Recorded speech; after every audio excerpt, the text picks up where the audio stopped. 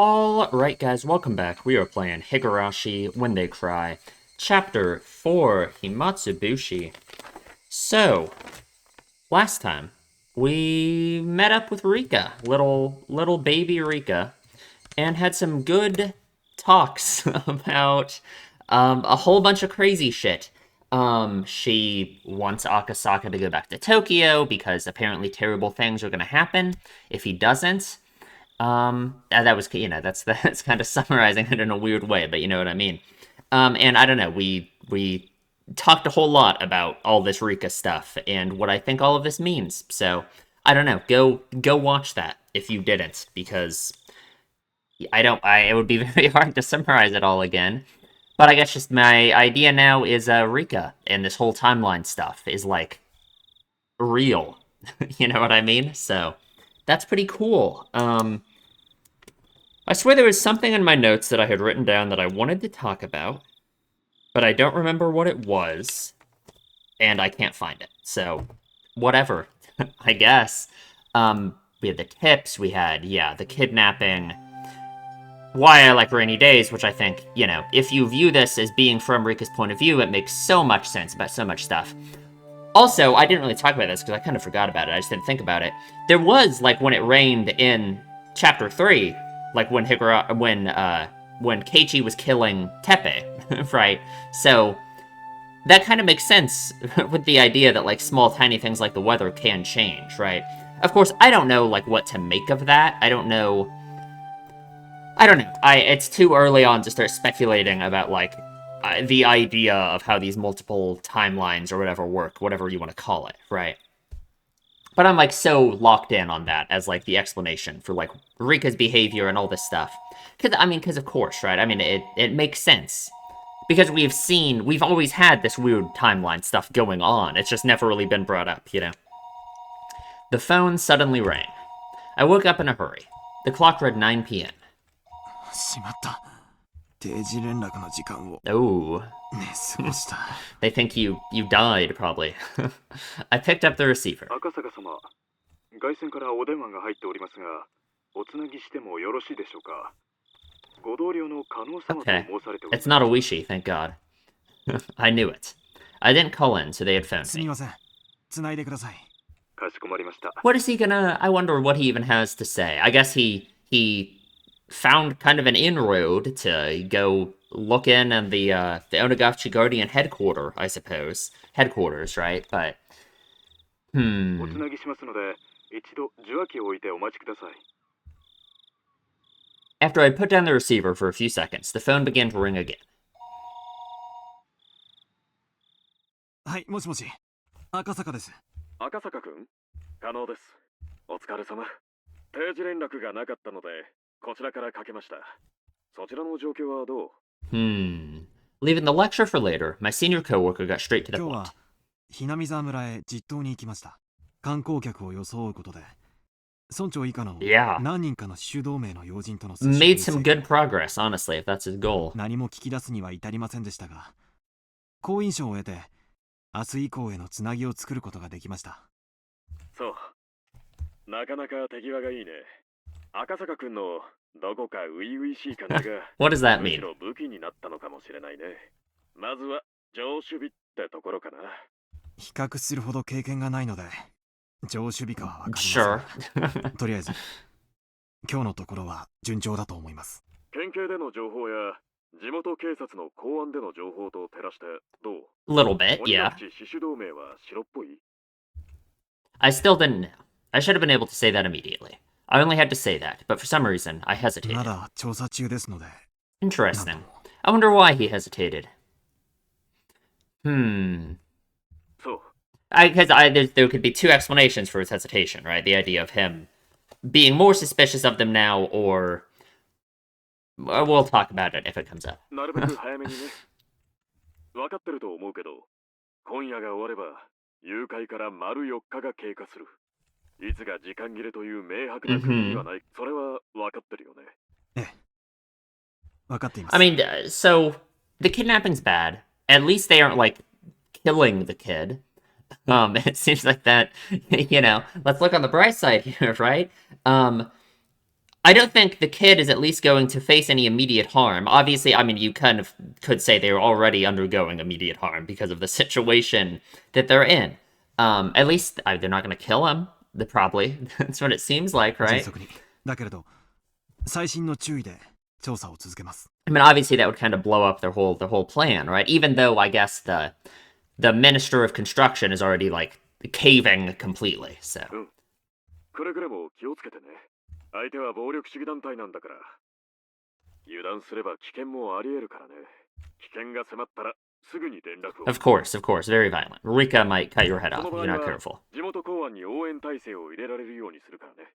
ありがとうございます。頑張ります。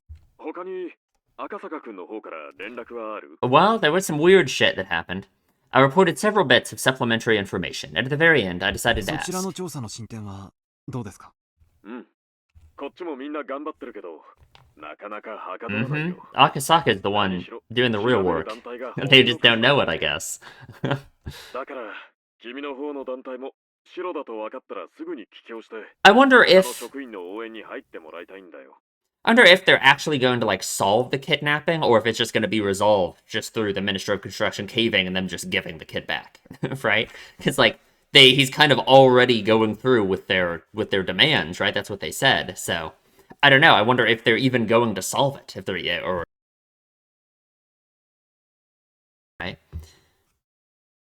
室長は鬼ヶ淵も洗っとけって言ってるけど、俺は鬼ヶ淵なんかの反ダム住民団体なんかは今回の件、まず職員一人 Sorry, I cut off his を line. 一団体調べさせるためだけに出張させるのはすごく痛いよ。 I guess. At this point, he was just complaining. He was telling me to stop taking my time enjoying my trip, to finish up and get back quick. なるべく早めに。 Well, you ケビンをつけるよう you にし should ます。 probably want to anyway, considering your pregnant wife who could give birth at any moment. うん、よろしくね。じゃあ他に何もなければ切るよ。はい。特にありません。As we were ending our call, he scolded me thoroughly for being late with my regular report. After that, I hung up the phone and sprawled out on the bed. Come to think of it, I hadn't heard anything from Oishi. He was supposed to contact me about a time and place to meet with the informant tonight. I thought about getting angry with Oishi in retaliation for being scolded for forgetting my daily report. Come to think of it, though, Oishi didn't really say anything other than that he was going to call tonight. You're going to go... I don't want to go to Hinamizawa at 2 a.m. to meet up with this informant. But I guess I thought when they said tonight it was gonna be like in the evening, but it's already 9 p.m. so it's gotta be dark already. Waiting for a phone call when you didn't know what time it was going to come was in itself rather difficult. Well, there it is. Just when I thought that, the phone rang. I picked up the receiver in a hurry. もしもし。これはびっくりしました。赤坂さん、あなた受話器取る。 Oh God.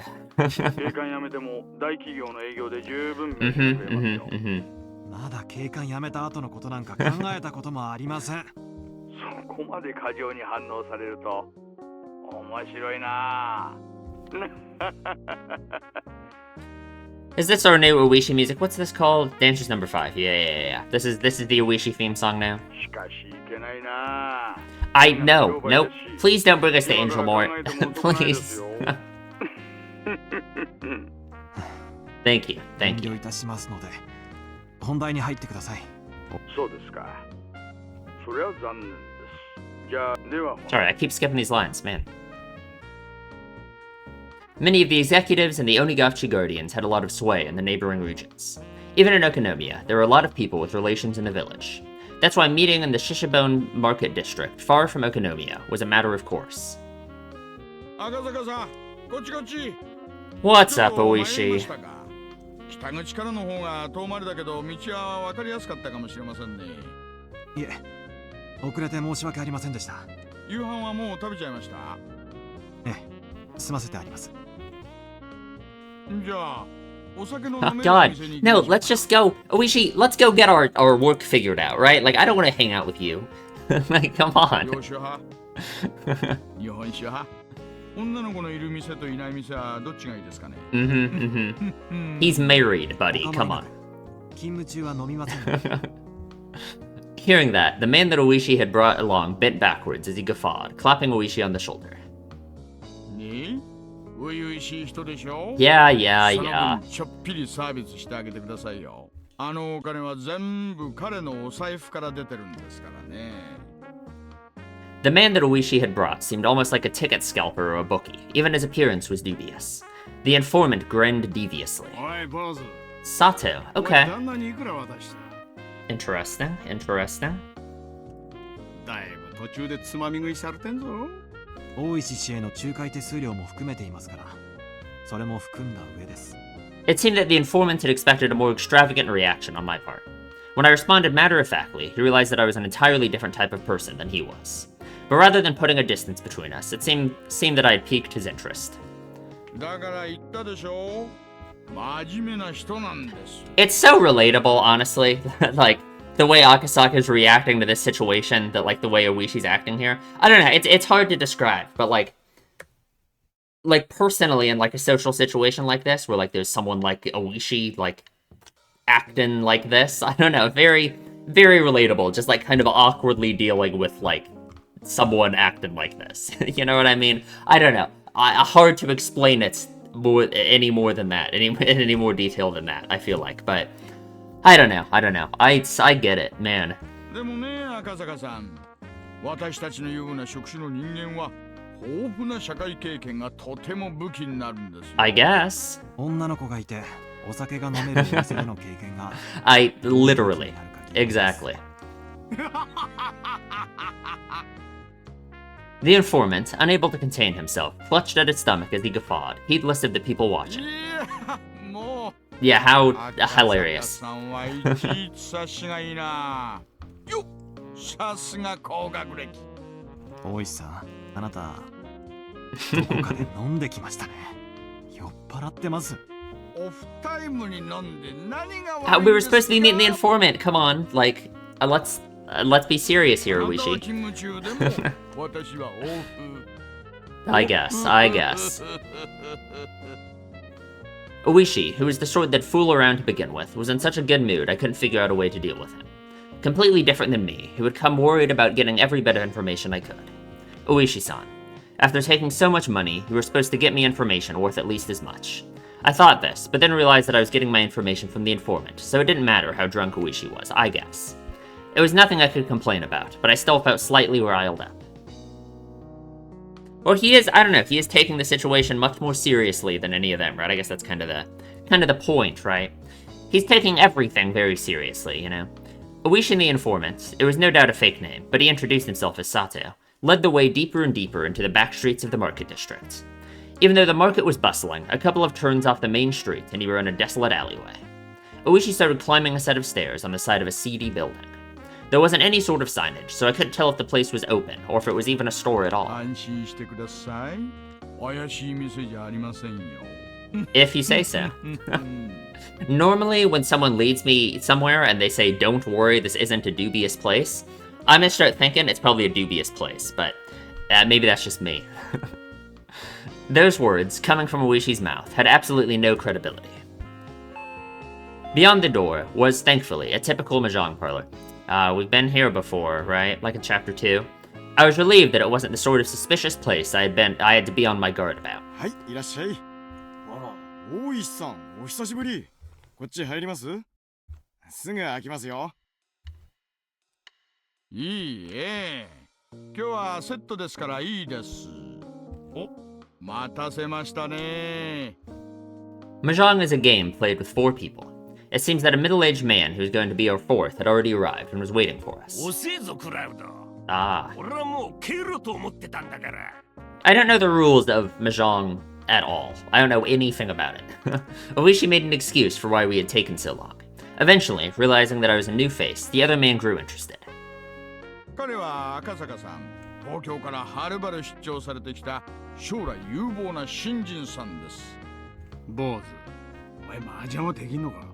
I bet he's a genius. まあ、 Maybe not. 学生時代にそこそこに。 Sato and the old man cackled in unison. Their plot to sucker me out of my money was painfully obvious. I was about to ask where Kuma is, but I guess he probably doesn't work here yet, right? Because he was kind of like a rookie, right? When in like Onikakushi. So I assume 5 years ago, he's just not here yet. 緊張続きの出張で疲れておいでだろうと思いましてね。一つ今夜は心の選択でもして差し上げましょうかと思いま I す。 don't think Akasaka wants something like that. He's so serious and so businesslike about all of this, you know? I don't know. I don't think that's what he's looking for at all. I mean, I guess it goes along with his whole mentality about things, it seems like, right? His whole, he's kind of just, I don't want to say he's, like, uptight, but I don't know, I just don't think he's the kind of person to want that. You know what I mean? 今更野暮なことを聞きますが Yeah. 私たち Sure. 警察官ですよね。 I guess it makes sense he would tie it into, like, the meaning he gives to just the fact that he is a police officer, you know what I mean? Like, if he takes a lot of meaning by, like, what it means to, like, be that, right? So... okay. My bad. Sorry, yeah, I should have just laughed at him. まあそれは一個なしで。なーに、実際にはかけるわけじゃありませんよ。この後いいお店に遊びに行くときに誰が Of course, 全 of 部を course. 払うのか決めるだけですって。Mm-hmm. 遊びに行く？どんな店に遊びに行くんですか？ There's pictures up there, I've always wondered, like, because we got this before, and I remember looking at them then too. Oh, these, like, they're so detailed in a sense of them looking like very specific designs, you know what I mean? I wonder if it means anything, or if it's just like some kind of weird little Easter egg type thing. You know, because I'm sure whoever drew this, these are like, you know, these are such specific designs, right? I'm sure there's some kind of intentionality behind them. But I don't know what or who they're supposed to be. I kind of doubt that they're even supposed to be anyone in the story, but I don't know. I just, who knows? Without reservation, the three of them started suggesting places like cabarets, high-class clubs, and even brothels.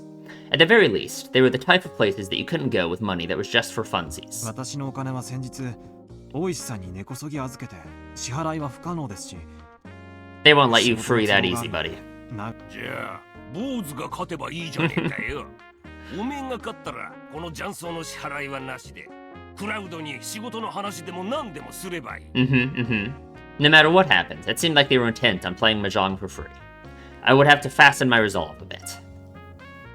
If I was going to be underestimated like this forever, it was going to get in the way of my わ work. かりました Of course, the work. 少しだけお付き合いします私 I が勝ったら assume he's going to get あなたの遊 obliterated. びは一切なし Like, ですぐに仕事の話に入ってもらいますからね like, come on, we got serious business to do. いいですとも。 God, I want him to win, but I know he's not going to. He's just gonna get destroyed. Like, ブルーマーメイドに直行だからね。おやっさんも好きだな。 mm-hmm. 私はもちろん馴染みの店をはしごしまくりですよ。 Great. あっけみちゃん。 Uh-huh. 佐藤さんはどうします？私は静かに飲めるお店 Like, でいいですよ what do you mean quietly? 静かにバニーさんとでしょ Sure. Uh-huh. この間飲みに行った時、あんたバニーさんの尻尾を引っこ抜いちゃったでしょあれ結局弁償だった。 Yeah, I would assume, but you would get kicked out for that, but I don't know. 構成代とか言われて一本ドンペリ開けられたな。 Awesome. What a lively table this was. I could tell the other customers were glaring at us while we loudly continued our crude conversation. Speaking of which, the fact that they assumed I was the same was a bit disheartening. Uchi had taken all the money I'd brought, so everything I had left was out of my own pocket. In addition, there wasn't that much left of that either. If I kept on hanging around him like this, through his goading, my wallet would disappear into the night. I had to somehow win and return the conversation to my job. But these people, no matter how you looked at it, were pretty good. Sorry, Yuki.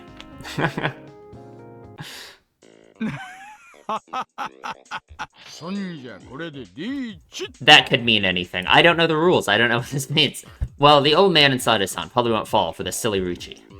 I wonder if Akasaka-kun will spit out what I need. Laughing. クラウドのリーチだぜ。 Not making those こ noises. の辺だろ。この辺なら通るだろ。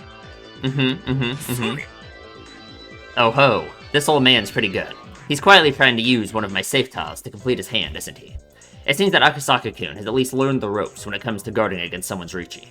But that will be his ど downfall. うした坊主。サクッと切らねえかい。よくわからなかったらクラウドと同じもんを切ってりゃ安全だぞ。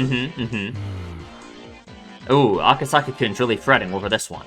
It was glaringly obvious that he had a safe tile to discard, but he didn't want to throw it away because it would move him further from completing his hand. Like, if you say so. They're so nice when they're young and innocent. Like, thanks. Come on, hurry up and throw out the kicker. If he gave me the winning tile, we'd be headed to an establishment where I could do all sorts of licking and sucking. Like, thank you. If he gives the old man his winning tile, we'd be headed straight to a place with maids in bloomers. Awesome. Like, これは通りますか？ I thought Erie was the worst, but apparently it's Oishi. Like, man. He looked up as he hesitantly threw out a tile that was, oh, too bad. おいおい、危ねえパイだぞ。クラウド、通るのか。いい、通りますよ。It seems this time you were lucky. But as long as the round kept going, I could still win off the draw.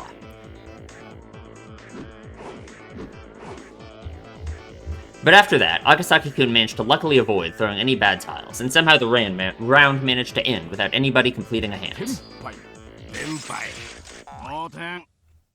Sato-san had keenly anticipated that two players were in Riichi and had decided to play it safe. Could literally mean anything. I don't know what any of this means. What a cool-headed way of playing. Now let's see, what kind of hand did Akasaki-kun have? When the round ends with nobody winning in Mahjong, anybody in Tenpai has to show their hands. But if you're not in Tenpai, you have no obligation to reveal it. Your average beginner would only show their hand even if they weren't in Tenpai, and start a commotion about how if this tile or that tile came, they would be in Tenpai. But he didn't. Being stingy? ちょっと見せてみ。 Sato-san reached over to flip the hand that Akasaka had casually placed face down. なんじゃこりゃ。 He was nowhere near Tenpai. Was Akasaka-kun totally bad at this after all? Right then, as the old man compared the tiles from Akasaki-kun's hand to the discard pool, a puzzled expression crossed his 坊 face. 主、おめえ、この辺りで張っとるだろ。 Mm-hmm, どうし mm-hmm. て切った？マンズの高いあたりが急に高騰しましたので、大石さんのリーチに対して安全性が高まったのにです。筋でさばけば無難なのに。Ah, this all definitely means stuff. Right, like, there's absolutely some kind of meaning behind, like, the way he's playing this game. And, like, what this means, right? But I just don't know the rules. I don't know what this means. I don't know how to read into this, even though I really want to. Because I just don't know how Mahjong works at all. So... But it has to mean something, obviously, right? I just don't know. Man, I gotta go study some Mahjong, and then I'll come back and tell you guys what this means. But, damn it. I wish I knew. Huh. Like, this feels like there has to be, like, some serious meaning behind this, you know what I mean? Like, it's just, that's just the vibe I'm getting, you know? But, oh well, I クラウ guess. ドのテンパイなど鼻から論外。っていうわけか。相当高度な引っ掛けでなければ、私の宝珠を期待したぬるめの手かと思って。それよりも、ダマで張ったあなたの方が、とりあえずは問題でした。Mm-hmm, mm-hmm. いつテンパイしたのに気づいた。この辺りですか。ノンタイムで4連続で切ってますよね。初めは食い替えかと思いましたが、私をチラチラ見ていたので、期待しているんだと気づきました。Akasaka-kun, you... 赤坂さん、あんた麻雀始めてどのくらい？ He's actually really good, I 大 guess. 学くらいまでの間しかやっていませんよ。さあ、続けましょう。佐藤さんはテンパイしなかったから流れて、次は私ですね。I guess, if you say so. It seems like Akasaka-kun is really aware of how the game flows. We thought we were just going to eat him alive, but it looks like it isn't going to be so easy. 大石さん、想図が濃すぎ He looks so cool. God, he's awesome. 回しますか。この坊主。クラウド、降りるな。あと3つ。いい牌が来ればな。 Mm-hmm, mm-hmm. 佐藤さんはうまくいきそうです。くそ。見たんで引きずり下ろすか。チーだ。チーですか。じゃあすみません。それポンです。Okay, okay, uh-huh. Whoa now, going to call 3 of a kind after he declared a straight? Trying to override and interfere? 坊主、おめえ、離れしとるな。I love the game music so much. What's it called? Digital Network. まさか、私が生まれる前から打ってるような方々とは比べようもないですよ。あ、それです。どうも。トイトイ赤赤 Whoa! The explosion sounds. ちょっぴり高いですよ。くわ赤坂さんやるな。俺は我々も本気を出さない。 Oh god, not serious. 本気のついでに展望も出してもらいましょう。私は眠いんで、手っ取り早く終わらせます。Akasaka-kun, this is somehow unreal. Nahahaha. Before I could realize it, there was an ominous cold air emitting from beneath Akasaka-kun's feet. If he's transforming. ぬるいですね。マンズのリャンウーパーが笑ってませんかね。Uh-huh. 坊主てめえ。クラウド、お前差し込め。坊主の親、とっととおろすだ。悔しいですが、どうやらそうした方が賢明なようですね。出た。ローだ。はいよドライチ。 God, I wish I knew the rules. すみま Fuck. せんね。あと、ピンク。頭っぱねだ。小僧のくせに。小僧が相手だと。バカじゃあんた。その小僧以下ってわけですね。面白いな。 Listen to his voice. あんたら連中は決まって小僧だ坊主だって言う。God, he really is like Keishi sometimes, isn't he? Like, 赤坂君ですよ。 he's transformed. He's transformed, yeah. It's over. It's 変 over. わりまくりなんだ。私をかもって今晩はいいお酒を飲むおつもりだったんでしょうが、どうやら皆さんの当ては外れそうです。単品3色赤1ドラ1。おお、張ってやがったか。だからあんたぬるいよ。いくらダマだからってこんなにぬるい3年なんだから読んでくれなくっちゃ。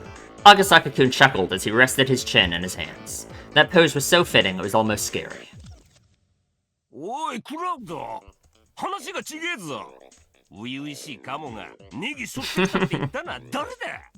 いや、 You guys got owned. Deserved. 誰でしょうね。おいさ、まずいよ。 They have to have a strategy meet up in the bathroom. 負けるよマジで。 Akasaka-kun, for you to make me get serious. Looks like you really want to be milked dry. ポン。気前がいいですね。もう一回ポンです。Akasaka-kun is almost singing at this point. I hope he's not going to be even more like Keiichi, and there's going to be a great downfall where he gets obliterated and loses. But I guess we'll see. The tiles he had opened were all pin tiles. You can't be serious. Are you really going for the flush? 坊主。正気か。4つも晒したら、おめえパイが1つだけじゃねえかよ。そうですね。知ってます？短期待ちって一番読まれにくいらしいですよ。Okay. バカかてめえ。そこまで染めて晒しといて今更出ると思うんじゃねえ。読めてますよ赤坂さん。それ均一でも本一でもないんでしょ。 Okay. 4つポンした時点でトイトイは成立してますからね。あんた今 Maybe he's already thought that far ahead. 単独トップ。 Maybe he thought that you were gonna think that, and this is like a double mind game, right? 均一と見せかけでトイトイで食おうという挑発手でしょ。そう思うならピンズ大石さんの牌の左5つさっきから切り損ねてるピンズですよ、それを端から順に切ってみたらいいんですか？ You must be joking. Is he a mahjong god? If not, he had to be the main character of a manga or something. A little bit. Like, kinda he is, in a way, in a sense. At that moment, the old man sent me a sign under the table. The message was simple and clear. Crush him. Oh, we have to cheat. We have to cheat. Of course. After being disrespected, we have no choice but to cheat in order to win. Of course, because that'll get your respect back. 行くぞ坊主。リーチだ。オープンで行くぞ。ピンズの一数値待ちだ。Most likely, the tile that Akasaka-kun was waiting for was one of those tiles. With this, Akasaka-kun was no longer capable of winning the hand. When I drew from the wall, I switched out the tile that Akasaka-kun would draw. The tile that I put in was the 1 pin, one of the tiles that the old man was waiting on.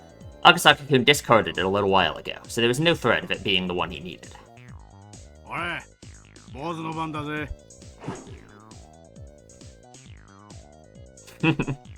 knew he was troubled that the tile he drew was the 1 pin. Of course, he couldn't discard it.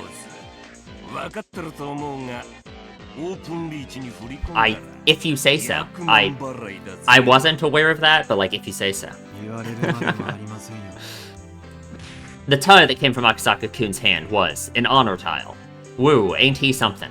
There was only one north wind tile left, isn't there? You were counting on a really rough wait there, weren't you? But with this, Akasaka-kun's fate was decided.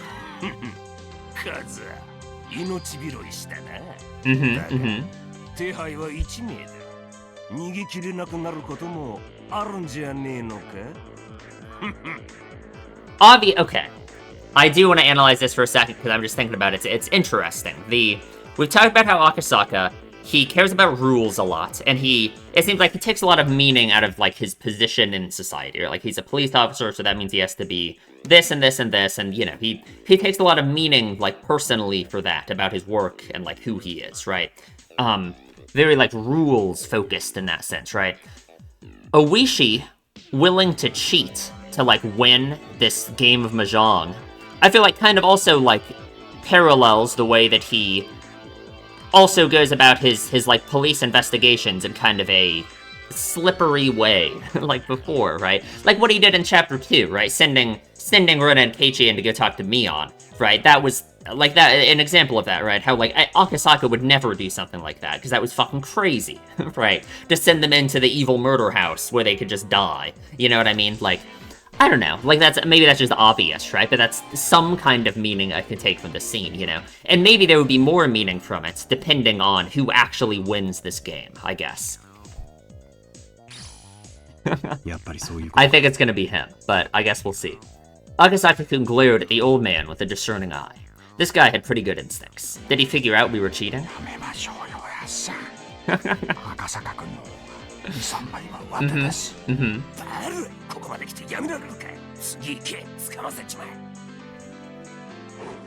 The next tile Akasaka-kun would draw was the 7 pin. I mean, like, Oishi and this guy are just over there whispering in each other's ears, like, right in front of Akasaka, and they're, like, really shocked that he can tell they're cheating. With that, it would be settled. No matter which one he discarded, he'd play right into the old man's hands. An unavoidable full payout. When I drew my tile, I sneakily swapped Akasaka-san's. Crash. What? Akasaka-kun suddenly sneezed, collapsing the wall of tiles in front of him. What? すみません。ちょいくしゃみをした拍子に山を崩しちゃって。バップ払いですね。親だから4000オールですか？それともバップは積み棒に？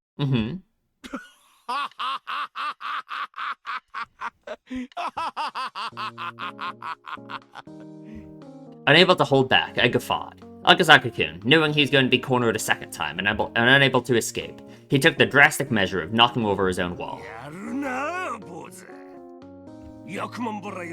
Interesting. No, that's interesting because him doing that is also, like, shows him almost skirting around, like, the rules, you know what I mean? I don't know. I'm not really sure, like, what meaning to take from it, but I just think it's... The author's doing something here, obviously, right? 大石さんもそんな見え見えの積み込みは勘弁してください。これがババなら今ので卓をひっくり返してたところですよ。いえ。すみません。Thank you. あなたを侮っていましたよ。あなたどうしてお強いじゃないですか。For some reason, you're really good. 正直に話さんかい。若い頃はだいぶ慣らしたんだろ。早稲田高田の馬場あたりでだいぶ遊ばせてもらいました。ちょっと勝ちまくりすぎて今の家内にだいぶ怒られて足を洗ってます。勝ちまくりすぎて？あんた当時はどのくらいの勝率でやってたの？メンツにもよりましたが、歌舞伎町あたりで打つときはほぼ負けなしでした。特に相手があれ系の人の時は命かかってました。 Interesting, interesting. 20 times. What kind of stakes were those? Did you have Yakuza at your table? Or pro baseball players? なんだクラウドこのタクお前どっからこんなプロ雀士みたいなの引っ張ってきたんだもうやめだやめああもう坊主おめえの Interesting, interesting. 降参降参ありがとうございます。光栄です。いやいやしかし赤坂さん打つと性 Yeah, 格変わ kinda, るね kinda. なんで就職なんかしたのあんたならフリーで十分 Well, に飯食っていけるじゃな I い think he finds some meaning in his job, right? Like, for sure, you know? プロ雀士には腕と突きの両方が必要なんですよ。Mm-hmm. 私には後者がありませんでしたから。 Interesting. 好きなんてその時の Yeah, もん luck, だろ huh?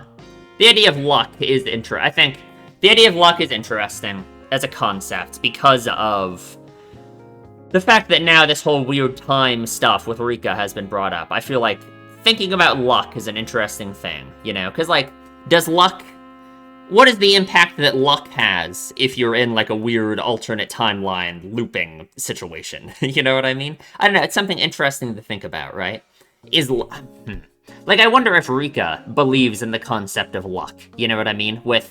If she has seen, like, her life play out a million times or whatever, I wonder what she thinks about the idea of luck, you know? あんたほどの腕があれば十分にいけると思うがな。波の月じゃダメなんですよ。関したら3回に1回くらいはそのままカンドラが4つ乗ってここぞという時に狙って Could mean anything. そのくらいじゃないと。赤坂君そんなのが頻繁にできたらそれはもう超能力者ですよ Mm-hmm, mm-hmm. いえ、イカ様でも超能力でもなくそのくらいの打ち手は結構いるんで They're す。 just lucky? 新宿で知り合った泣くたびにドラが乗りまくる雀士なんか鬼のように強かったですし As strong as a 横 demon. 浜で打ったプロなんかは当たり前のように一発で引き当ててましたからね。私にはああいう月がないんです。 Interesting. What type of folks were those? They weren't named Ryu or Satoshi by any chance. What? というわけで総合トップは私でよろしいですね。へいへいへい乾杯でございますよ Okay, we get to talk work. 負 Thank けた God. 負けた久しぶりに大負けだしかし、打ってる時の坊主、気合入ってたな。結構怖かったぜ。よく言われます。自分ではそんなに目つき変えてるつもりはないんですがね。そん Hmm. なに怖い目になってましたか。 A little bit. Well, no, you looked awesome.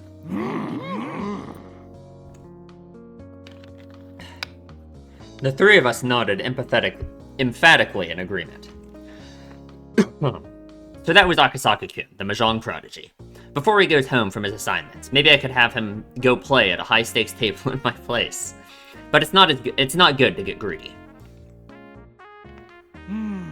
じゃあ仕方ないや約束です夜の学習会はこれでお開きにしましょう Sounds good. 申し訳ありませんねおやすさん今夜はこれでお開きしゃあねえな Like, I wonder who this 冷 is. えて寝るわ体力つけんと体が I feel like the voice is familiar, but I don't know from who, you know? お仕事が大変なんですか。ああおやすさんはひなみ沢ダムの第一 Oh 監督さんなんです That's actually crazy. Because of the whole Oishi Oyashiro-sama messenger thing, right? God, that's so funny. I still, like, don't think it means anything.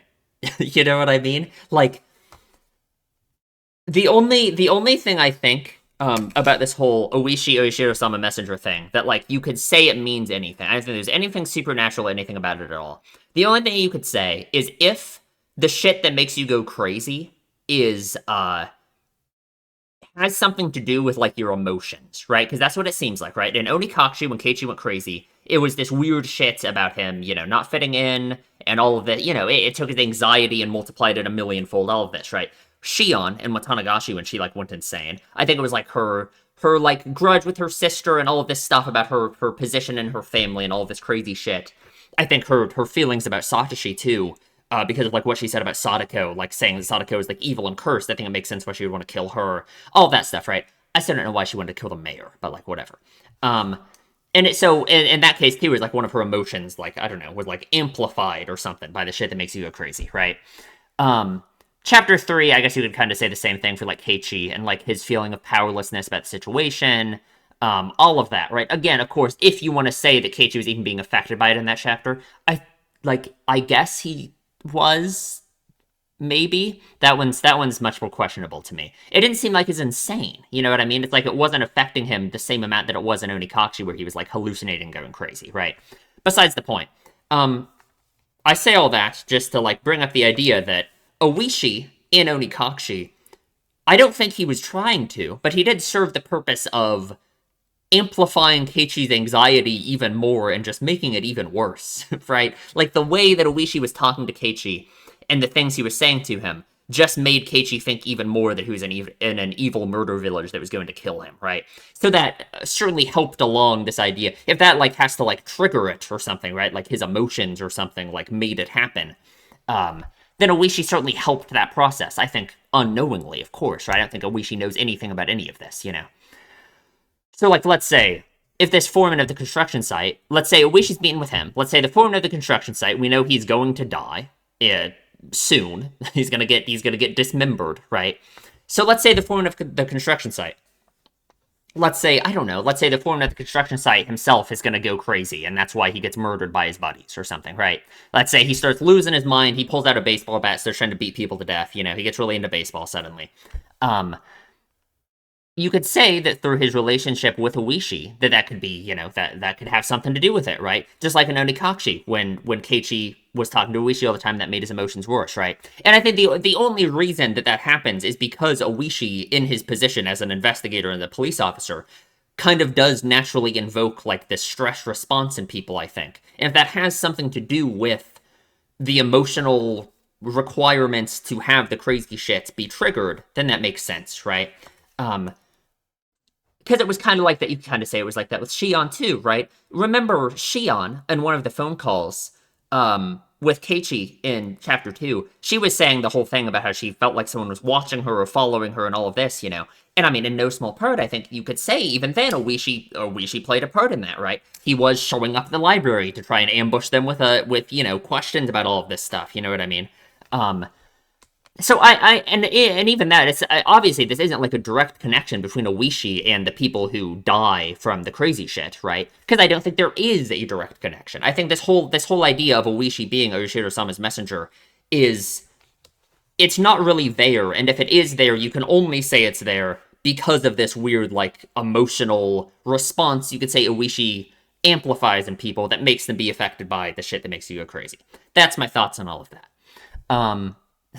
Right, okay. Because, like, chapter 3 was the same thing, right? Oishi, the crazy shit with Oishi, because Oishi, that was, like, when he was the most adversarial and stuff, early on in chapter 3, right? And, I mean, I think that was a large part of what made Keiichi do what he needed to do, right? Because then, at that point, obviously, he felt like he couldn't trust or do anything with the cops, right? Because he already had this incredibly adversarial relationship with Oishi established at that point. Right. Okay. And then I always forget.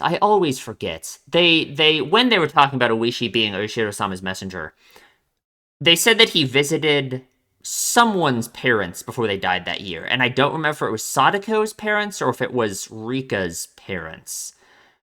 I don't remember. Or was it Sadako's aunt? I literally don't remember. But I guess we don't, no matter which one it was, I don't know enough about that situation. But it could very easily be in the same vein of this, where it's just, I don't think it's something Oishi is meaning to do, and I think even trying to connect it in this way, like, doesn't even make sense. I think it's just, like, a very vague connection that you could say just exists because of the nature of the shit that makes you go crazy and, like, what Oishi is doing, right? I don't think it's, like, anything. Okay. And obviously the only reason I bring that up is because that's what this line is supposed to make you think about, right? The fact that Oishi was meeting with this guy just like all the other ones, and he's going to die. There we go. しんどい商売ですよ。来年あたり第二航空も任されちまうかもしれねえな。黒田さん、血圧上がりまくりって聞いたしよ。身が持たねえや。おやっさんなら大丈夫でしょう。あなた、見た目よりも Oh, 面の man. 皮厚めですし Well, ね。 maybe. Hope it doesn't get caved in soon, 俺 huh? だって仏じゃねえからな。腹渡にくり返る時あるぞ。特に、その先のあの小娘は我慢がな Oh, い。 yeah. あいつの顔面、いつか簡単には治らんくらい Jesus! 歪ませたろって she's 思ってる。 like 10 years old and he's fantasizing about beating her up. That's great. That's まあ awesome. まあまあ。でも、給料はいいんでしょ。かなり破格の給金だって聞きましたよ。おっとりめえだ。あんなに世知辛い That's- 職場で I'm sure. 給料が安かった Yeah. ら誰も。あ、クラウド。警察はいつになったら村の人間全部追っ払ってくれるんだ。 They can't really do that. 国から立ち退き命令とか出てるんだろ。 Yeah, I don't know. I don't know. I mean, they can, obviously, but... The old man, who identified himself as the foreman of the Hinamizawa Dam, spewed a few complaints until he felt better about it, then left quietly. じゃ、行きましょう。 Okay, okay. あとは佐藤さんに任せますかね。大石さんは帰られるんですか？私が一緒でもお邪魔しちゃうだけでしょ。それに佐藤さんの仕事を買ったのはあなたです。 Okay, I suppose. 私は対価を払ってませんからね。 Uishi-san was kind of sketchy, but he was strangely conscientious about some things.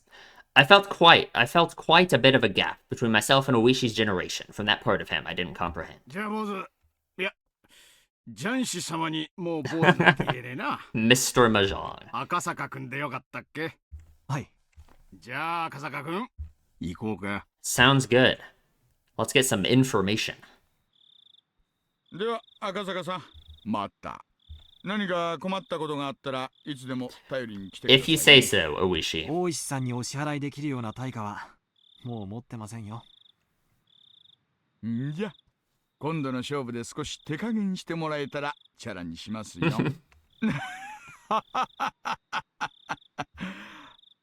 Uishi, seemingly still not having had his fill of playing around, but without overstaying his welcome, disappeared into the night. Okay, alright. Very interesting, very interesting. I know all of that Mahjong stuff had to mean so much stuff that I just don't know, I just don't understand, because I don't know the rules of the game, but oh well, whatever. Can't do anything about it. The informant, named Sado-san, had me get into his car before he set off. He favored narrow roads and made numerous short left 左 turns. 折法による尾行確認ですか？詳しいな。 Checking to see if you were being tailed by making left turns was a rather classic technique. If it was just a single pursuer, you could confirm it that way. But if you were being tailed as a team, this archaic method wouldn't let you shake them. Of course, doing it anyway was better than not. 赤坂くんが何者変わったんだから何も聞いてないんだが、やっぱり警察関係かい？尾行確認に詳しいなんて、あとは探偵者くらいしか思いつかねえね。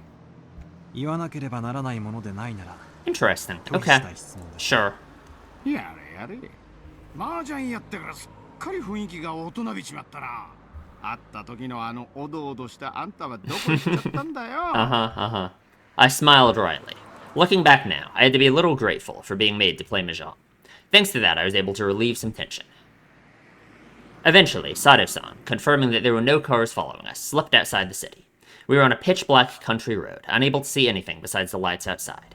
The only things I was able to hear were the hum of the car's air conditioning and the chirping of insects and frogs. 旦那からひなみ沢村については多少のことは聞いてる。 Absolutely. 御三家という旧家による支配や現在は園崎家が一党独裁をしているとかそういう話ですか？ Mm-hmm. そこまで知ってるならくだらない前置きは省略していいな。ではお願いします。犬飼大臣の孫の誘拐に鬼ヶ淵死守同盟が関与しているか否かを。 I wonder if he knows. Sado-san checked the rearview mirror one more time to confirm there wasn't anybody behind us before speaking. 昨夜園崎本家で親族会議が開かれたそうだ。親族会議ってのは旦那から聞いてるか？いえ、普通に親族会議って言ったらまあ親戚が集まってお茶でも飲むようなもんだよな。だが園崎本家の親族会議っていうのはそんなのんびりしたものってわけが違う。 Okay. A family council held by the Sonozaki main house. That would be a meeting between those who truly controlled Hinamizawa village. They wouldn't be talking about private family matters. It would be about the village as a whole. About organizing activities against the dam project. Among other things, everything would be decided there. In reality, they were deciding the fate of the village. What's up, Oryu? At the head of the meeting was Oryu Sonozaki, more or less called Empress Sonozaki, as the ultimate decision-maker of the clan. She was to be feared and respected. Infirm with old age, she was often unable to stand on her own, but her words carried enough weight to sway the fate of the village. It seemed that lately she had grown weak, and on days where she wasn't feeling well, she remained bedridden. Family councils that occurred while she wasn't feeling well took place with her on the floor. In the middle of a dignified Japanese-style room, still in a futon, only the upper half of her body sitting upright, a stern look on her face, that was Oryu Sonozaki. Sitting next to her was her heir, Mion Sonozaki. She was still young. No, young wasn't quite the right word. She was a girl who remained childish. Her role was to merely sit beside Oryu Sonozaki, sometimes responding to her requests, however. She was the only one deemed worthy to succeed Oryu. She had the same hawkish eyes, enough to give pause to anybody who so much as looked at them. Much was expected of her in the future, this granddaughter of the Sonozaki's leader. It's kind of sad, in a sense, because I feel like that... This idea of Mion having, like, hawkish eyes like that, it feels so far away from her now. You know what I mean? It really feels like this kind of responsibility and all of this, like, got to her, in a sense, you know what I mean? It's like because now it seems like she's unable to, like, you know, the whole Mion Shion thing in early chapter 2, where Mion did feel the need to, like, pretend to be Shion and all of this, right? I think it came from, for her, like, a sense of insecurity, and, I guess, I don't know what the word for it exactly would be, but, like, her feeling like she's unable to live up to all the responsibility that has been placed on her, right? So, man, I just wonder, like, as she gets older, it just becomes harder for her to bear it? I don't know. And, also on either side of her, sat several other important members of the remaining 3 families, the Kimiyoshi family and the Furude family. First on the list for the Kimiyoshi family was, of course, the mayor of Hinamizawa village, Kichiro Kimiyoshi, and lined up beside him were several more of his direct relatives. Opposite to them sat the other of the 3 families, the Furude family. The Furude family was only comprised of the family of a Shinto priest, so the only ones sitting there were said priest, his wife, and their daughter Rika. God, she's so cute.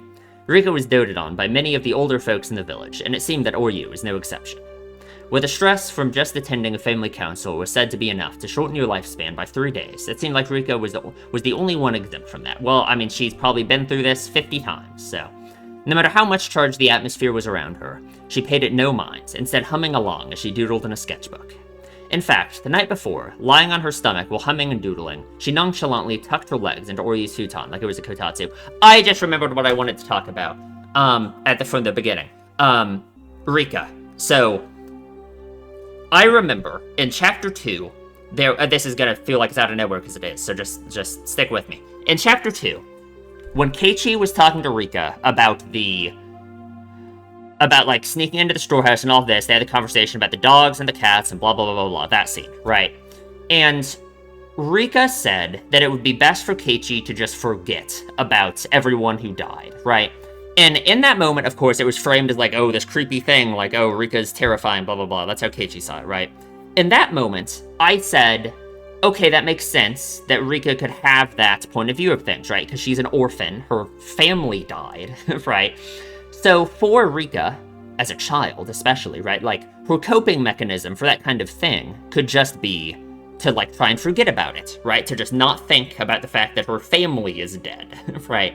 So I think genuinely in that moment she was giving Keiichi, like, actual advice that she thought was, like, you know, it works for her, right? But with this new information about Rika that we have, that scene makes a million times even more sense, right? It makes even more sense with, like, some of the stuff I was saying in the last episode about, like, you know, there's this weird side to Rika that we saw in the last episode, with her seeming, like, so nihilistic and so, like, troubled, obviously, by all of these experiences she's had, right? And I was bringing up the idea that I don't know where they're gonna go with it, because I don't want to think that Rika's behavior has been, like, fake in some way, right? I never want to think that that's like somehow the real Rika, and that the Rika we've been seeing the whole time has just been her holding all of that back and just trying to act like this, like forcing this kind of attitude, you know, like the Rika we've known the whole time, right? That kind of attitude. But I don't think that's it. I think the explanation for her behavior is that she is doing what she told Keiichi to do back in Chapter 2, which is try and just forget about everything, right? I don't think that she is forcing her, like, normal attitude that we've seen from her all the time, and that the nihilistic, like, dark attitude that we saw last time is, like, the real her at all. I think she really takes it to heart what she told Keiichi to do in Chapter 2, which is to just try and forget about everything and not think about it. I think she essentially, like, tries to section off her mind as much as possible, which makes sense. I think it's probably the only way for her to not go insane, considering what I imagine her situation to be at this point. And I don't think it's like a forced personality thing at all, right? I think it's essentially a coping mechanism that is probably, like, automatic for her to not lose her mind, which is she basically just she just doesn't think about it at all, right? Like, all of the horrible, you know, all of those horrible emotions and the horrible attitude she was expressing last time, I guess you could say that is the real her, but the real her is also this version of Rika we've known the whole time. It's just her putting into practice that same, like, coping defense mechanism that she was, like, telling Keiichi to use, right? To just forget and not think about it, you know? I think that's what she's doing. So, there we go. Thank God I remembered to talk about that. Okay. In fact, the night before, lying on her stomach while humming and doodling, she nonchalantly tucked her legs into Oryu's futon like it was a kotatsu. This was the three families. Oh, all this was the three families. And all around the room, lined row upon row, were relatives of the Sonozaki family. The only ones who were afforded cushions to sit on were direct relatives. The others were left to sit on the seiza position directly on the tatami mats.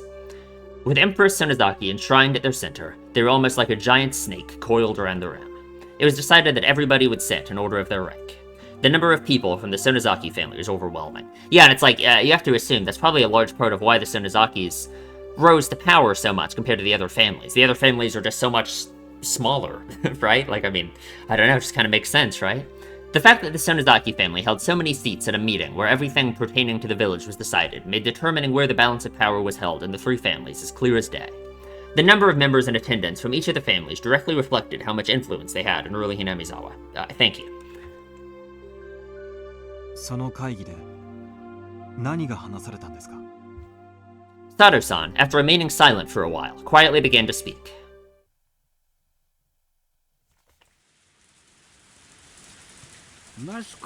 So he was here. Yeah, I mean, obviously. So then who the hell is he? So who is Sato then, right? Is he a Sonozaki? Is he... I mean, he either has to be a Sonozaki or he has to be a Kimiyoshi, right? I guess he could be something else. I don't know. He could be a butler that the Sonozakis hired.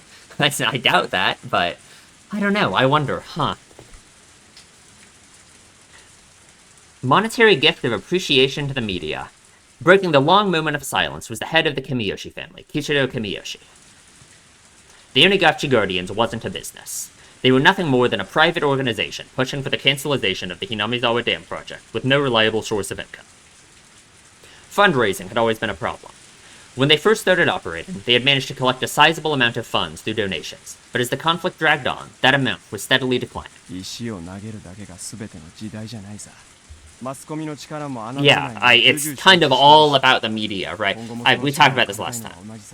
But essentially, the purpose of throwing rocks in the first place is to just gather attention from the media, right? So, I mean, the expressions of the people related to the Sonozaki family were stolen, especially in a situation like this, where this is, like, largely a democratically decided decision by the government. You kind of need the media to be on your side to, like, you know, have it not happen, right? As the one who suggested that they should borrow that power was the family head, Oryu Sonozaki. The battle wasn't just about a force of arms. In this civilized age, there were civilized methods of fighting. Oryu suggested that, creating a strategy incorporating the mass media. Oryu's foresight was spot on, and the effects of that plan, while at first unclear, slowly began to manifest. If the physical confrontation at the construction site was meant to delay progress on the dam by even one day, Then the propaganda war using the media was aimed at attacking the dam project itself.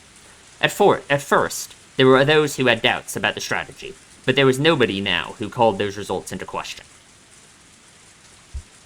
But in order to maintain those media ties, a colossal amount of money was required. As long as the amount of funds they had was abundant, things would turn out fine. It couldn't be argued that it was a massive expense, but the results spoke for themselves. But, with the conflict continuing to drag on, the circumstances had changed. The head of the Sonozaki family, no, the one who sat at the pinnacle of the Hinamizawa's three families, Oryu, had suggested the idea herself, so it was already untouchable, and continued to be allowed to drain from the budget. Nobody acknowledged that it should be so allowed, but nobody could say anything. That was the price of dealing with the mass media. The only person who could object to a plan proposed by the head of the Sonozaki household herself was probably Mayor Kimiyoshi.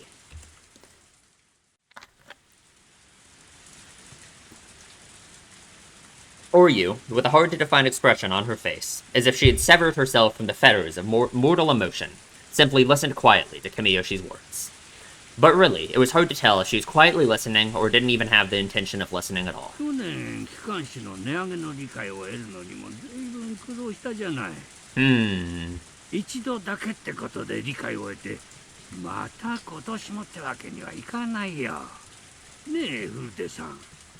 The mayor looked to the priest and his wife from the Furude family for affirmation.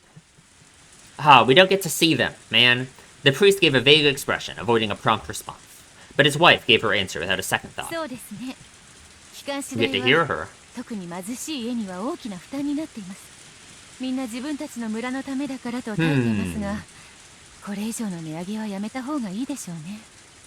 The bulletin was, as its name implied, a bulletin published by the Onigashiki Guardians. It outlined the Alliance's activities, ideals, and resolve, but you couldn't deny the contents were rather piecemeal. That bulletin's main goal wasn't to inform the people, or whether it was something to sell to businesses and people living in the village or connected to it, and using those sales to collect funds. Makes sense? In other words, it had become something of a tax. Of course, it didn't have to be said that this was the main source of income for the Onigashiki Guardians. Originally, purchase was supposed to be voluntary, but in Hinamizawa it had silently become the opposite. In the neighboring towns as well, it seemed that many businesses were buying copies just to avoid butting heads with the Alliance. Yeah, it's kind of just like a symbol of, like you kind of have to buy it, right? The priest whispered to his wife to not say anything unnecessary, but was struck down decidedly with a cold glare. Cowering from that glare, the priest shut his mouth. The priest's wife always held the power in their relationship. That was because she was the one who carried the Furude bloodline. Sure, the priest merely married into the family. He was nothing more than somebody who adopted the name just to join the three families. Makes sense, right? That's what Takano said, right? That the past, she could verify that at least the past 3 generations had been girls, right? Because that's what it's supposed to be, right? It's supposed to be 8 in a row, and then it's Oyashiro-sama, right? He should have been able to find a spot fairly high up in the hierarchy of things, but the lack of authority in his voice meant that he had still not gained any favor. Casting a backward glance at her rather disparate parents, Rika continued to doodle whimsically without paying them any mind. Signaled by a look from Oryu, Mion brought her ear closer to her grandmother. There, something was said to her in a quiet voice. After responding with a couple questions, with a nod from Oryu, Mion looked around the room and conveyed her grandmother's words.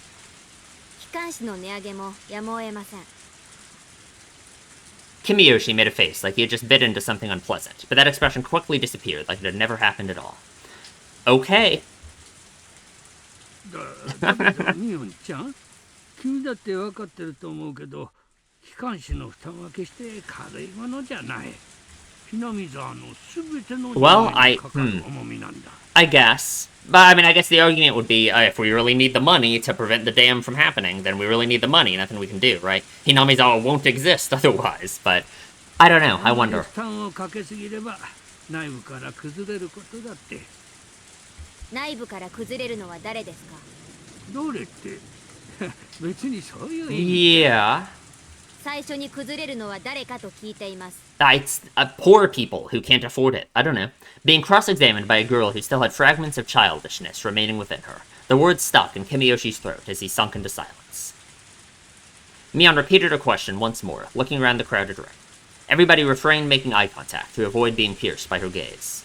The words she had spoken were unarguably said in proxy for Ryu. That's why when Mion spoke them, they carried the same weight. But the look in her eyes was different. Like Oryu's, they had a hawkish gaze, strong enough that anybody looking upon them would freeze in their tracks and yield. But that gaze was, without question, one that belonged to Mion herself. As Mion would eventually inherit everything from Oryu, the day when she would stand up as a young and capable leader in her own right would come. Nobody wanted to believe otherwise for even a minute. That's why nobody even thought of Mion as just some sort of little kid. Interesting, huh?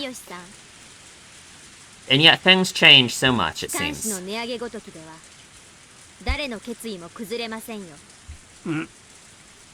If you say so. Kimiyoshi, while grumbling a little bit, made a gesture as if to say he had no objection. As they should, probably. Mion had rendered her judgment. Everybody bowed their heads, silently listening to her words. Already, huh?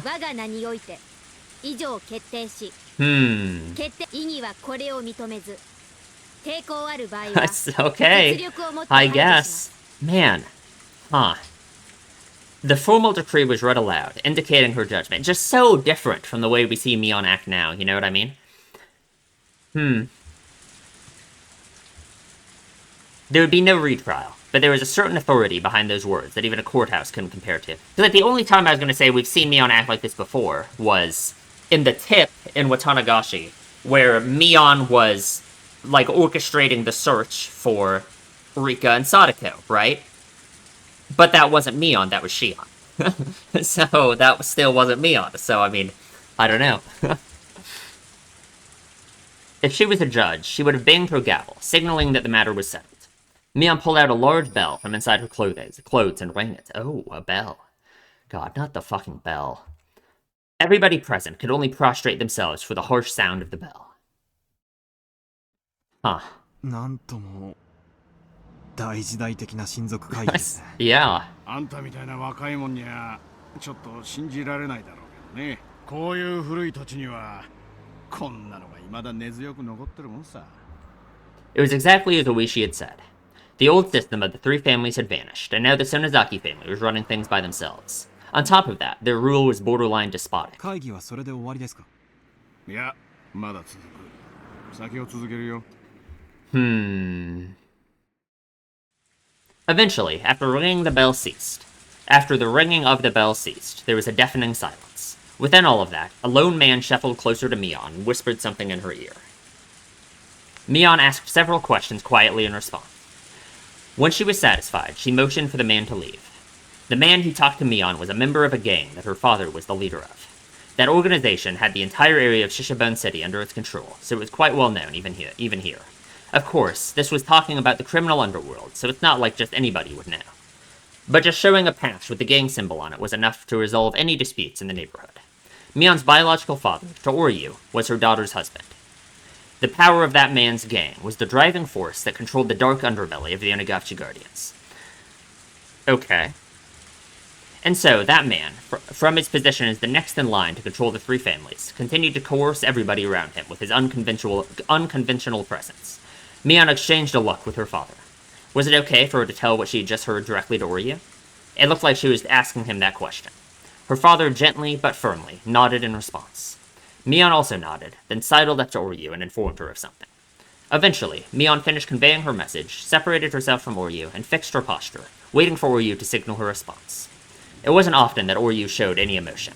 That's why, when she started to laugh quietly, a vague sense of uneasiness crept over everybody in the room. Is it the news about the kidnapping and the Minister of Construction caving, I assume?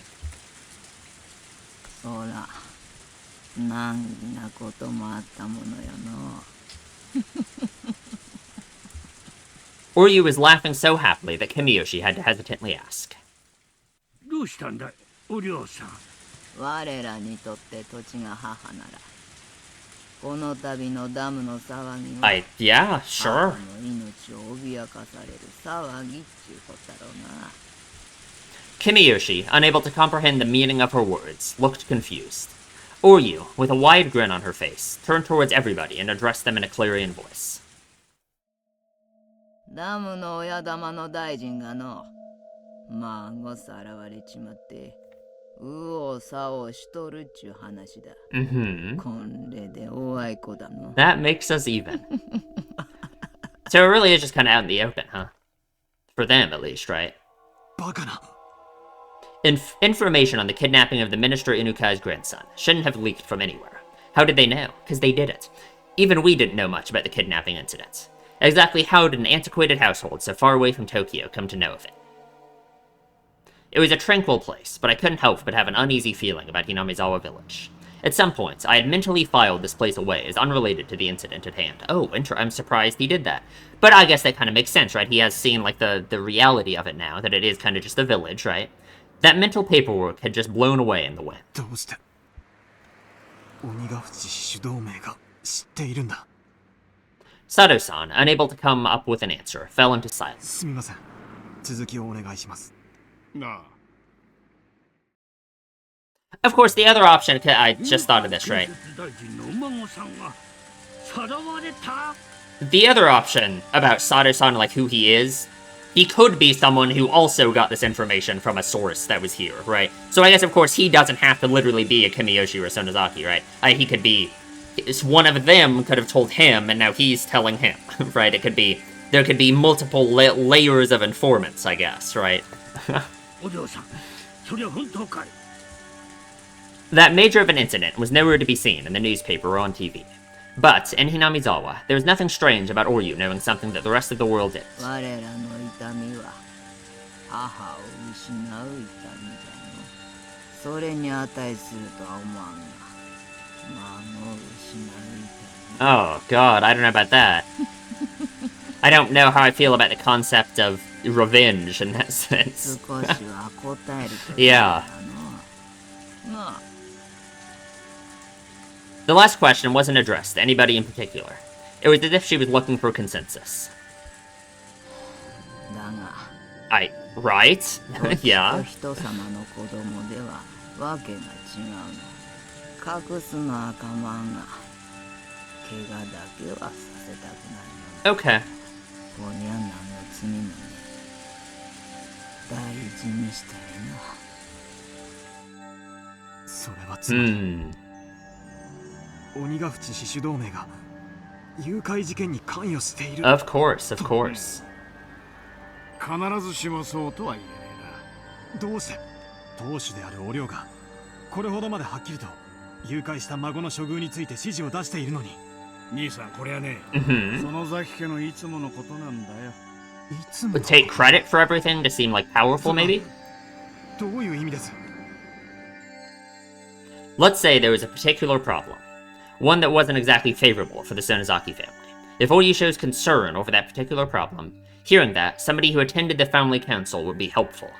As a result, Oryu's wish would be granted. However, neither Oryu or anybody else would know who actually did it. With this kind of clever little ploy, the Sonozaki family was able to manipulate events even though they had their hands laid out on the table. Interesting, yeah, just like using kind of the... Just using their social... like sway and that, you know, to like make things happen, but not like directly being the ones to do it. Yeah, I mean that makes sense. では親族会議に出席していた誰かが犯人ということですか？あるいはそもそも犯人なんかいない可能性だってあるよな。俺自身、その万座の一同の中に Yeah. 大犯がいるって確信を持ってるわけじゃない。ただ、自分の意見を述べただけさ。It was an odd and unpleasantly secretive way of doing things. Were they involved or weren't they? I couldn't see beyond the veil. This much, however, I could say with certainty.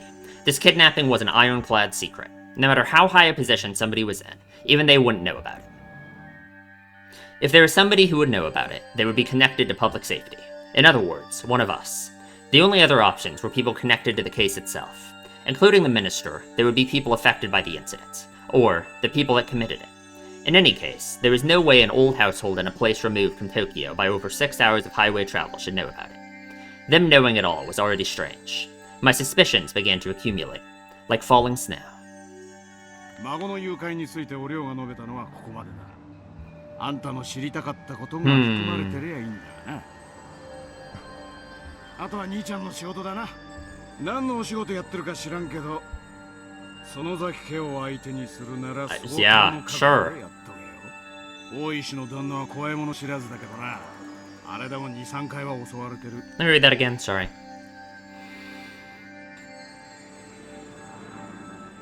Okay. 最近は着てないけど、一時はオフの時も防塵ベストを着込んでたんだよな。I guess. Doesn't want to go out like ありがとう Keiichi. ございます。標準語が流暢だよな。兄さんは東京とかの人？それが何か？ Investigators are always close to danger. It was best not to divulge any information on myself. Yeah, if you tell him you're from Tokyo, he'll be able to easily find you. You know, surely it's easy to track someone down in Tokyo, right? Only a couple people live there. Could be, you know, be real easy, right? 兄さんのお仕事だけどさ、ひょっとして警視庁の公安部の No, surely not. Surely not. This guy knows a lot of stuff, huh? I couldn't remain silent here. It would be the same thing as admitting it. まさか。 Oh yeah, very convincing, Akasaka. Thank you. 旦那からもらった金の範囲には入らないんだが、Mm-hmm. 兄さんとは今日宅を囲んだ仲間だからな。サービスってことで話してやるよ。 Okay, what? Someone knows you're here? お寮から誘拐の話が出た。 Oh, them looking into it. Oh god. Another topic that Oyu brought up, like Oyu knows about the Metropolitan Public Safety Division. And right before he told me this, Sato-san asked if I was from the Metropolitan Public Safety Division. In other words, what those two things meant caused the chill to run up my spine. That they know, yeah. God, the Sonozakis are terrifying, huh?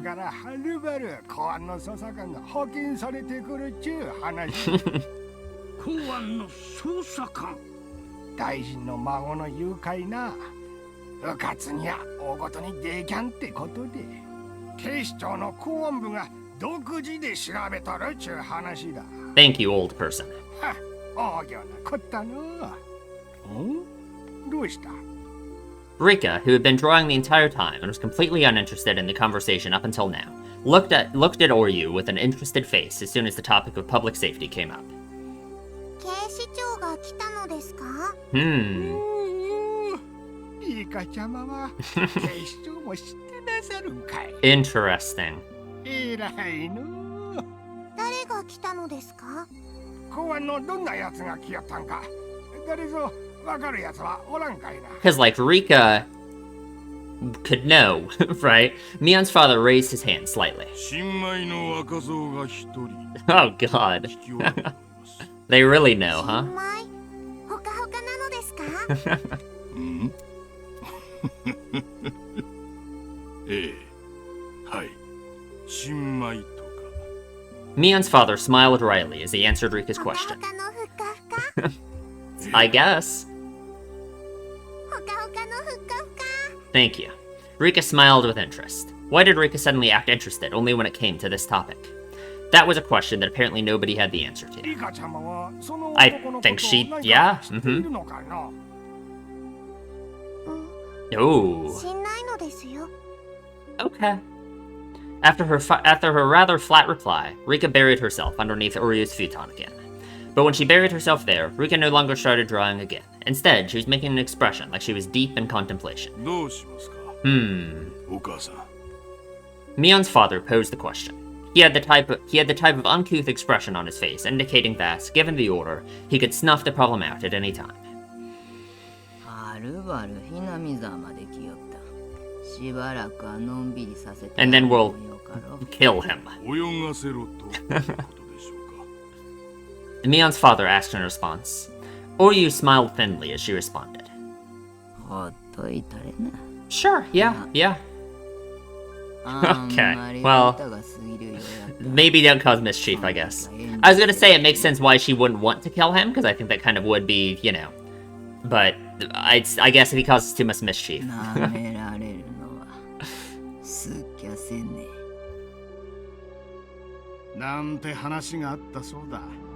Okay. Apparently. So no, Sato is getting this information from another person. So there are multiple lines of conversation here. Okay. まさかあんた、その警視庁の新米じゃないよな。まさか。 Yeah, very, very convincing, Akasaka. Thank you. The sensation of cold, bristling fear began to crawl its way up my back. This family council took place last night. In other words, yesterday. Then, today, when I was dressed up as a tourist headed towards Hinamizawa, my cover was already blown. When I remembered the first person I met when I got to the bus stop, I couldn't breathe. The person at the family council who expressed interest in the man being dispatched from the Metropolitan Police, Rika Furude. And then, the person who was waiting for me the whole time in the bus shelter, Rika Furude.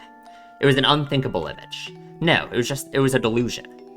When we met at that bus shelter, did Rika-chan already know my true identity? I think she did, but I think she only does because of weird time shit, so. Did she know that I was Akasaka, dispatched from the Metropolitan Police Department, and came to meet me? Then, including Mayor Kimiyoshi, every villager that I met, everybody knew but just pretended not to, because Oryu had given instruction not to interfere. Thinking about it logically, it didn't seem possible.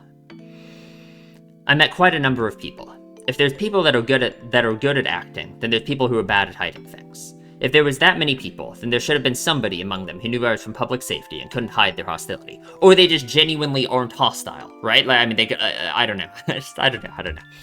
However, I didn't feel any presence like that. But then, even still, why did Oryu tell them to leave me alone? Was it because they were careless about it? It would only raise more suspicion? Or was it because they believed a rookie like me wouldn't be able to find anything? Akasaka is a coward. I recalled that strange voice, which could only make me believe that Rika-chan had been possessed. I don't know what she means by that, but I don't think it's that kind of cowardice. That unknown entity, no matter how you looked at it, knew my true identity from the get-go. And then, how did it warn me again? That's right. It warned me to hurry up and go back to Tokyo. Instead of the realistic worry that the Onigashiki Guardians had discovered my identity, the absurd worry brought on by the unknown girl stuck with me more. What exactly was that girl? What was the thing I would eventually regret? That mysterious girl, Rika Furude. Let's stop this. Everything I was thinking of right now was merely conjecture. Tomorrow, first thing in the morning, I'll report everything I heard right now to the HQ and await further orders. There was no mistaking that the possibility of the Onigashiki Guardians... Can I speak? There was no mistaking that the possibility the Onigashiki Guardians were related to this case was there. And the fact that my cover was blown meant I was in a precarious position. But as everybody at HQ was already extremely busy, they might not be able to spare the support. もういいかい? よければ好きなところまで送るよ。すみません。では、お会いした元の駅までお願いします。 A rural road where even a streetlight was rare. I couldn't see anything. I wasn't aware of anything but the asphalt that was lit up by the headlights.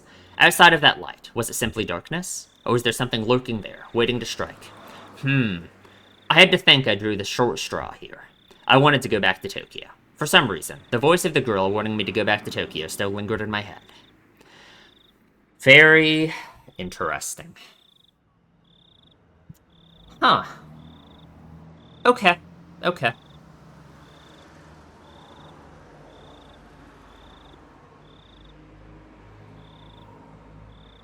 We made better time. We didn't stretch that one out to 2 hours somehow, like the other ones.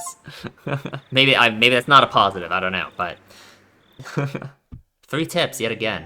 I hope we have another one from Rika. The investigation runs aground. Let me get a drink. 昨日銀座の料亭でお会いしてね。そういう話が出たんだよ。別室の謁見でしょう。連中、公安に干渉しすぎですよ。あまり迎合すると悪い洗礼を残しますね。What are we talking about? Okay. 犬飼大臣は公安の動きに不快感をあらわにしているらしい。Okay. 多分月曜の町議で時間からその旨の話が出るんじゃないかと思う。参ったな。次回へは局長級に話つけてもらうしかないですよ。給料を多くもらってる人の当然の仕事ってことで。まあそうなると局長からは絶対に大臣脅迫の物証を求められる。Interesting. あの人、たまにどっちの味方かわかんなくなりますね。うちらの味方しなくてどうすんのっての。まあ多分大臣を経由しての圧力だと思ってるけどね。俺が時間室で油汗かいて時間稼ぐ間に調査進めてもらうしかないよな。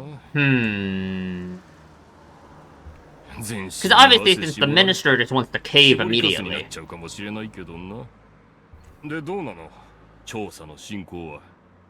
期待してた濃厚なラインがことごとく外れて、正直途方に暮れてます。最近の大臣発 Yeah. 言をまとめると、ひなみ沢ダムの計画 They still, I assume they still are gonna think it's just nothing, right? それは目立つっていうか、本当に微細な程度の違和感ですね。Mm-hmm. Because, I mean, because again, for them, it's like the Hinamizawa Dam project's this random tiny thing. They have no reason to think it's anything, right? たまたま県議連でのスピーチだったから、時事ネタを話しただけかもしれないし。Hmm. 確か地元団体が過激に抵抗してるってやつだ。As you would expect, 鬼ヶ yes. 淵死守同盟確か赤坂君に調べてもらってたよね。僕は連中には今回の事件は起 Oh, こせない wow, と okay, 踏んでいます。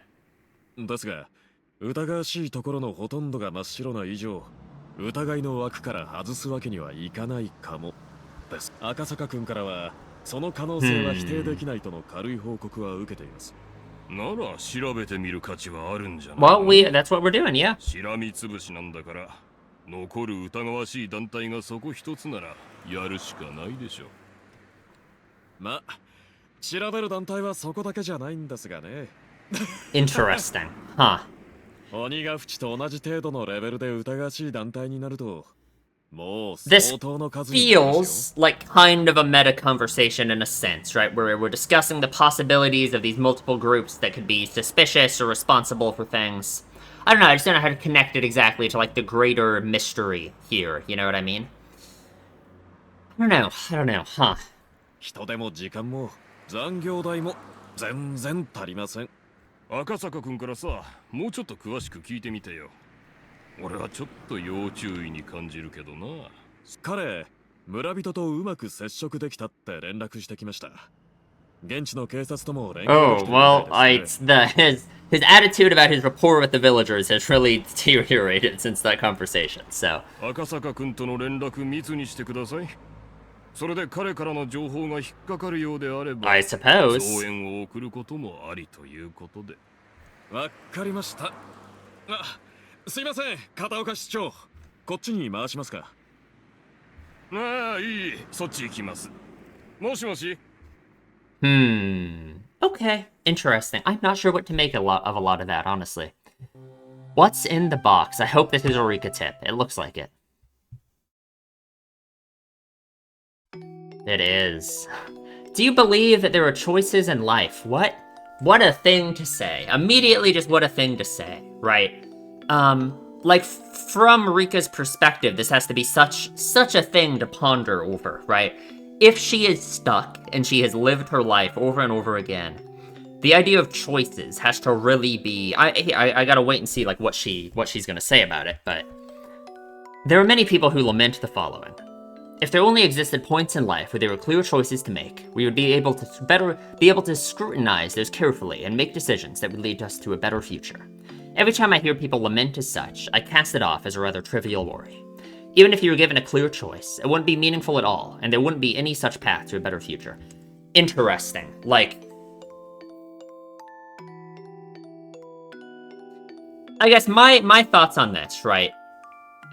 A clear choice you can make, you could scrutinize carefully and make decisions that would lead us to a better future. I don't know, it's just a very interesting thing to think about, right? Because, like, my thoughts on this, I guess, is that, like, I think people have a tendency to put too much worry into specific choices in their life and not think about, like, the big accumulation of things that really, like, makes up how your life is. You know what I mean? Like big things, like, I don't know, what college you're gonna go to, or what job you're gonna pursue. Like, people put a lot of thought into those big, like, things that you can, like, I guess, more clearly imagine how it's going to impact your future. But I think little tiny choices that you make hundreds of every day about just, like, your average day-to-day behavior, and just, like, little smaller things, I think, have even more impact on, like, the way your life is going to be, and, like, who you are as a person.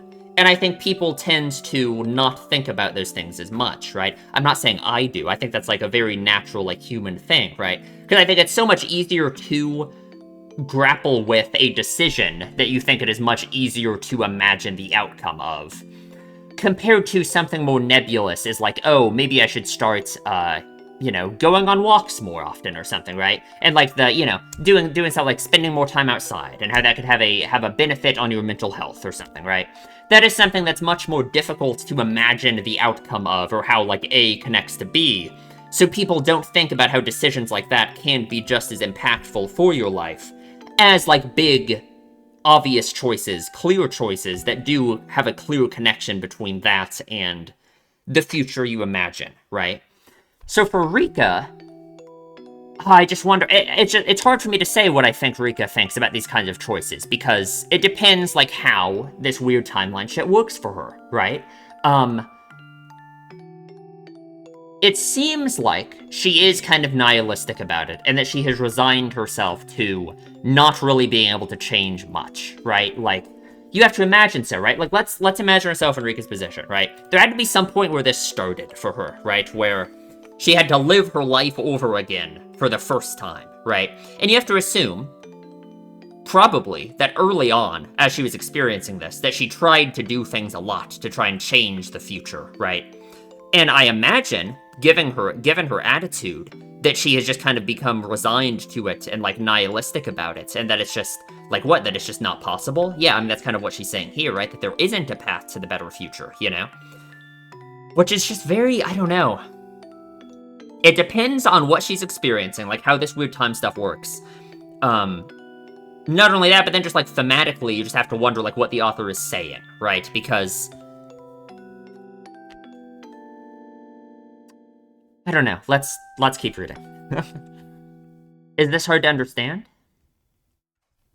Then let's pretend that in front of you there are two strange boxes. In other words, you have two clear choices. Okay. Do you open the red box or the blue box? A lot of things would be uncertain, even with that choice, wouldn't they? Yeah, because, like, the meaning behind these boxes are unclear, right? We don't know what's in the red box, we don't know what's in the blue box, we have no idea what the outcome of these would be, right?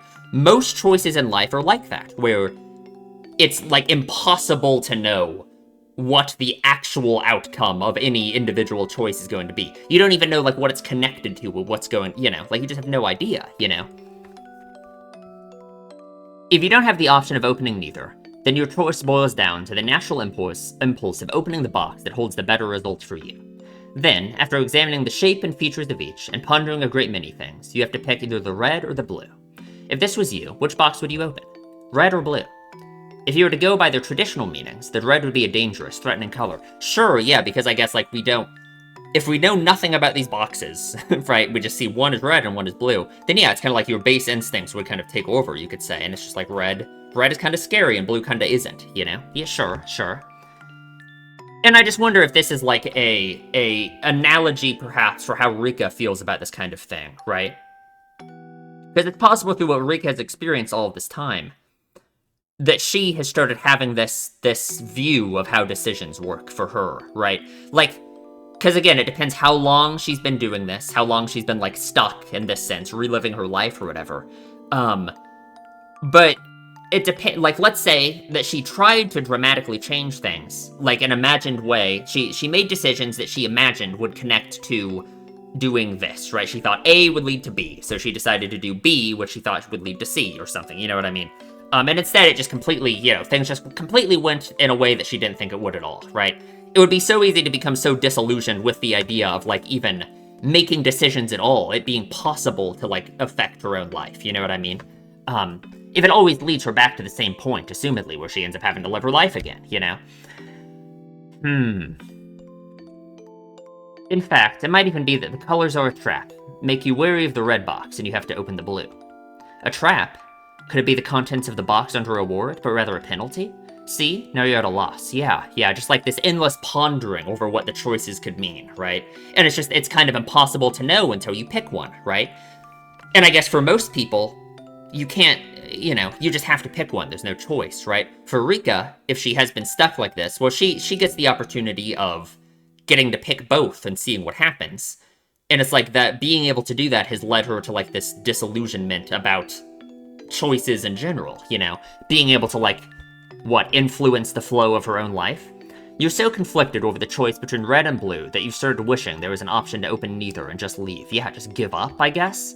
Is that what you could say Rika's, like, doing? You know what I mean? Like, if we talk about what I was saying earlier about her, like, kind of compartmentalizing all of her experiences with this and just trying to, like, forget about it all and just live her life, it's almost like that's her trying to do this, trying to just not make a decision. You know what I mean? But there isn't. You have to open either the red box or the blue box. Oh, I forgot to say this, but if you choose one box, the other will disappear, of course. So you'll never know the contents of the box you don't open. I'll just put that rule at the end there for you. Now, why don't you choose the red box or the blue box? It's alright, you won't lose anything by picking either one. Come on now. Oh, really? Man, really, huh? A choice, a decision. We get to make a choice. That's crazy. So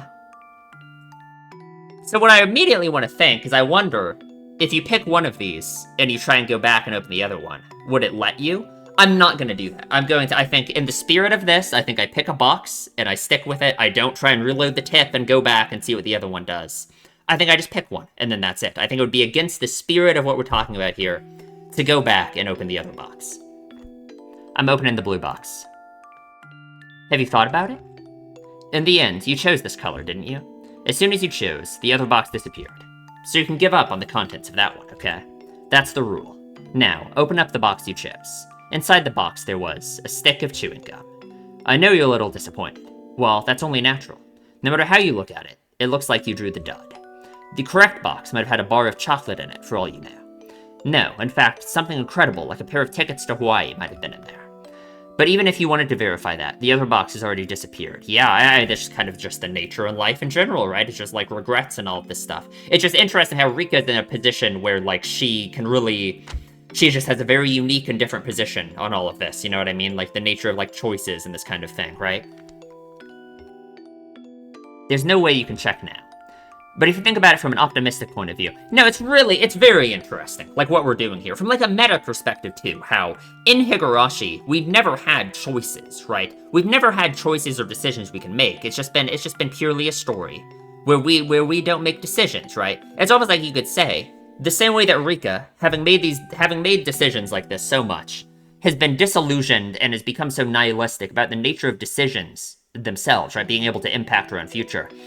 It's kind of like, you could almost say that, like, in visual novels, I guess, where you can make choices, where you can make decisions, and, you know, kind of like the normal way people play things like that is they do, like, they make a save, they reload to, like, make another decision to see everything that happens, right? In real life, that's not an option, right? And you could almost say that itself, interacting with, like, the medium in that way, reloading saves to make every decision and see what happens, that kind of leads you to, like, kind of the same way that Rika views the world as well, right? Like, kind of this disillusionment, kind of taking yourself out of it, right? Extracting yourself from, like, the story in a way. It's almost like you're breaking the fourth wall for yourself. You're breaking your own immersion in that case, you know what I mean? Very interesting, you know? Because it's true, obviously, Higurashi, most visual novels, I mean, the only other visual novel I've played is fucking Doki Doki Literature Club, right? But of course, I'm familiar with, like, the genre as a whole, I think, right? Kind of because Doki Doki Literature Club itself was also kind of like a weird, like, meta, you know, was like, you know, that game had decisions, that game had choices, and it's like, in visual novels in general, that's kind of just something that is expected from the medium, and Higurashi has never had that, right? I don't know, it's very interesting that it's like that even that decision itself is like being brought up as something relevant to the story, you know what I mean? Like to Rika, right? But if you think about it from an optimistic point of view, just maybe, the other box was empty, and this box was the winner.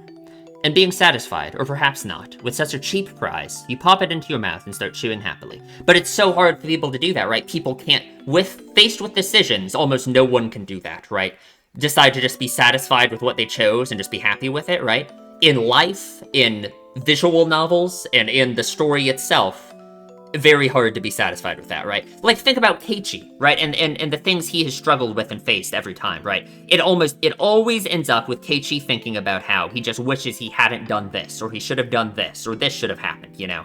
Chapter 2 was mainly that, right? That was like the extreme version of that, where he thought so many times about God if he just hadn't gone into the Saiguden, you know? Like, what would have happened instead, you know? It's just so impossible to have this outlook on things, you know? So, what do you think in the end? If you were given a second chance, would you try to open the other box? But unfortunately, the chance to choose between the red box or the blue box is come and gone, never to be seen again. The chance to change your selection will never come. Don't you parents often say, every choice you make in life only happens once, so choose carefully? Hee hee hee. See? Choices aren't that great after all. Aren't you a little disillusioned now? Literally. Interesting.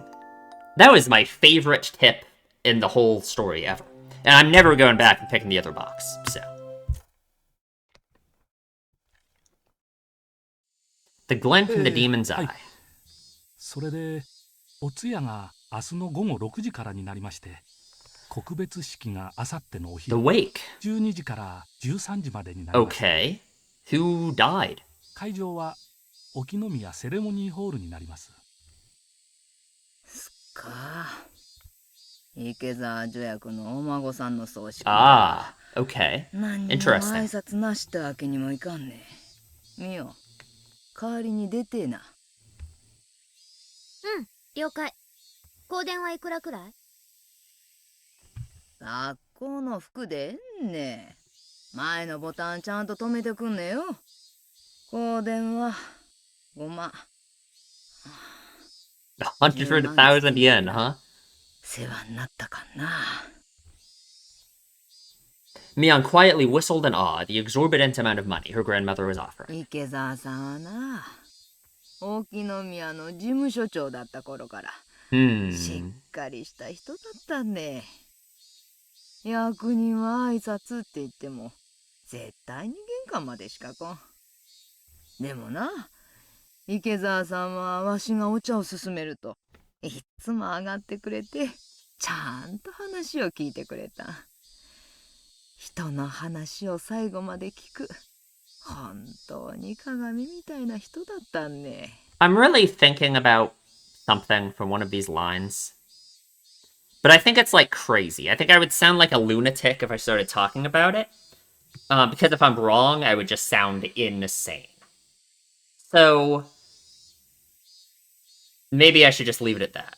And just say, one of these lines is really making me, like, my brain is, I'm just thinking about stuff now. About something. But I'm not going to say what it is, and I'm not going to talk about it because I think I would sound insane. So, I don't know, that's all you get from me. Okay, let me read those lines again because I was just thinking.